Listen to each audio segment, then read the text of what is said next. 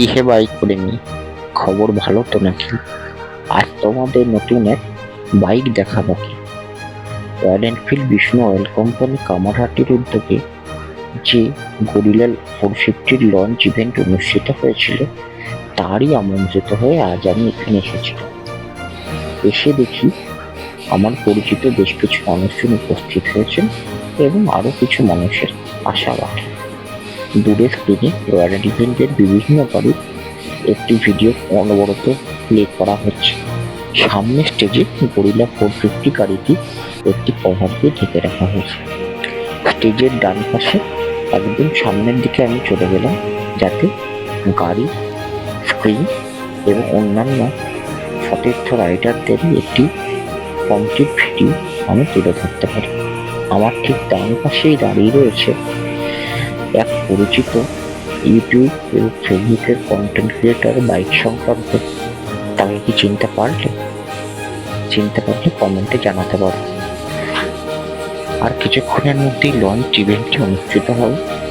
আমরা সবাই ক্যামেরা তাক করে স্ক্রিন এবং গাড়ির দিকে ধরে রয়েছি।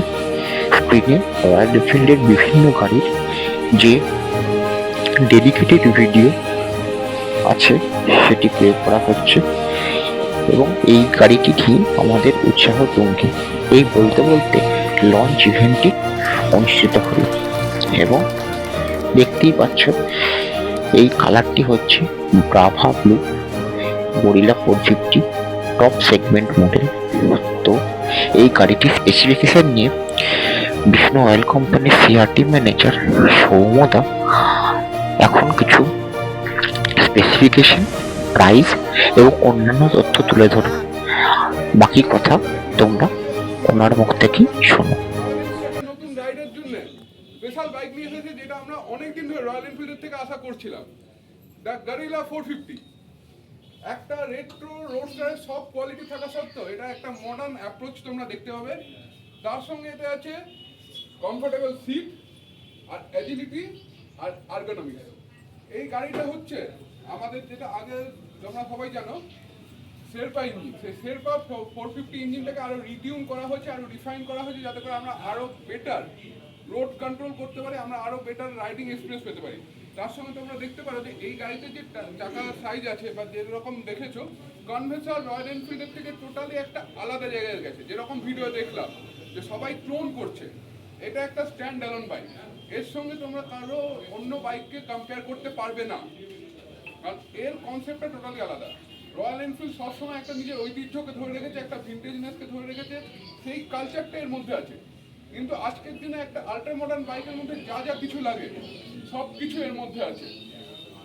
এটার ভিজিবিলিটির জন্য total LED headlight, LED indicator, integrated tail light, LED indicator. আর প্রথমবার রয়্যাল এনফিল্ড পিছনে 160 সেগমেন্টের টায়ার ইউজ করছে, 160 60 17, সামনে আছে 120 70 17। এতে তোমরা ট্রিপার ড্যাশও পেয়ে যাচ্ছ, যেখানে তোমরা টোটাল ওয়াইফাই কানেক্টিভিটি পেয়ে যাচ্ছ মোবাইলের সঙ্গে। এছাড়া এর লোয়ার ভ্যারিয়েন্টে তোমরা হচ্ছে normal semi analog semi digital meter কনসোলও পেয়ে যাচ্ছ। আয়নাও রয়্যাল এনফিল্ড আগের থেকে চেঞ্জ করেছে, এটাতেও রাইড বাই ওয়্যার আছে। তো সবাইকে বলবো সিনিয়রদেরকে এসে দেখো। वेरिएंट और प्राइस का হ্যাঁ, कितना कलर अवेलेबल है, कितने वेरिएंट है? এতে অ্যাকচুয়ালি কালার আছে 5টা। বেস ভেরিয়েন্টে দুটো কালার আছে, একটা হচ্ছে সিলভার, একটা হচ্ছে playa black. Playa black analogue. এই প্লায়া ব্ল্যাক কিন্তু আবার মিড ভেরিয়েন্টেও আছে, সেটা হচ্ছে ডিজিটাল। মেন হচ্ছে এটাকে আমরা বলি tripper dash, full digital meter console. Base starting ভ্যারিয়েন্টে কিন্তু আমরা এটা পাচ্ছি না, আমরা মিটিওর বা সুপার মিটিওর যে টাইপের দেখেছি সেমি ডিজিটাল কনসোল। স্পিডটা হচ্ছে কাঁটায় ওঠে, বাকি ইনফরমেশন আমরা ডিজিটালি দেখতে পাই, সেটা হচ্ছে একদম স্টার্টিং ভ্যারিয়েন্টে থাকছে। एक शोरूम प्राइस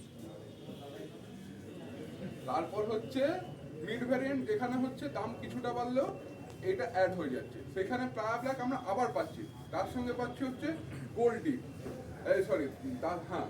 আর টপ ভ্যারিয়েন্টে আসছে এটা আর হচ্ছে ইয়েলো রিভার। এই কালার এটা হচ্ছে টপ ভ্যারিয়েন্ট। এবার আমি প্রাইসগুলো বলে দিচ্ছি।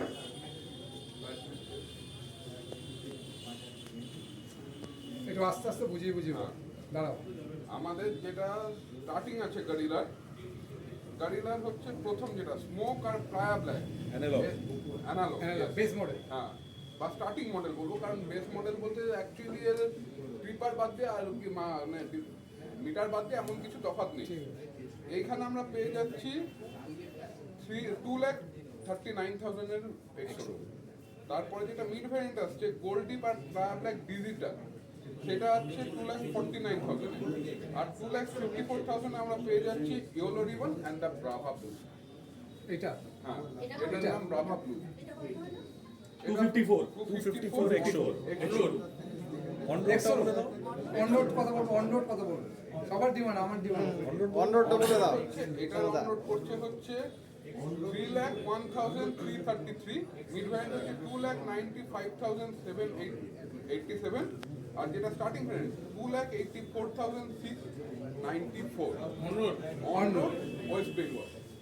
ওকে ওকে, আর এটা প্রথমবার এই একটা রোস্টার সেগমেন্টে রয়্যাল এনফিল্ড রাইডিং মোডসও নিয়ে এসেছে। আচ্ছা, রাইডিং মোড রাইডিং মোডস আছে, এটা ইকো মোড আর পারফরমেন্স মোড, দু রকম মোডও আমরা পেয়ে যাচ্ছি। এবারে কারোর কোনো কোশ্চেন থাকবে?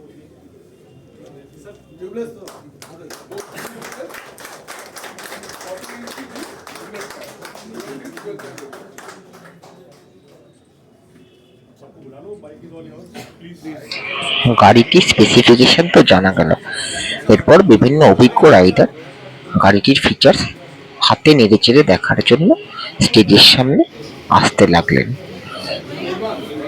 এখানে অনেক অভিজ্ঞ এবং পূর্ব পরিচিত রাইডারদের সঙ্গে দেখা হলো এবং অনেক কিছুই শিখলাম, যেহেতু এটি আমার প্রথম কোনো লঞ্চ ইভেন্টে পার্টিসিপেশন, তো এবং ইউটিউবার হিসেবেও নতুন, তো অনেক কিছুই তাদের কাছ থেকে শিখলাম। একটি উপভোগ্য শিক্ষণীয় সন্ধ্যা আমার কাছে উপহার হয়ে থাকলো।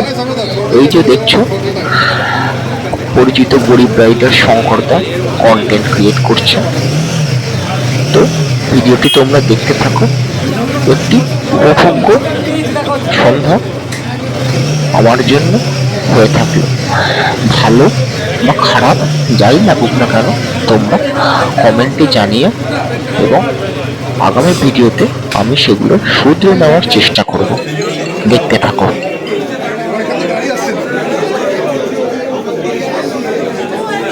দেখার জন্য, নতুন বউকে দেখার জন্য সবাই এসে গেছে।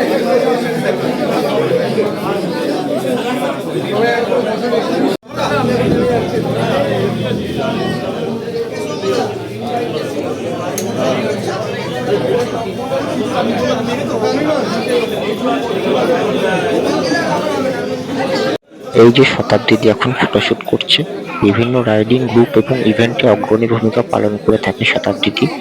দীর্ঘদিন ফেসবুক ফ্রেন্ড হলেও আজই প্রথম দেখা।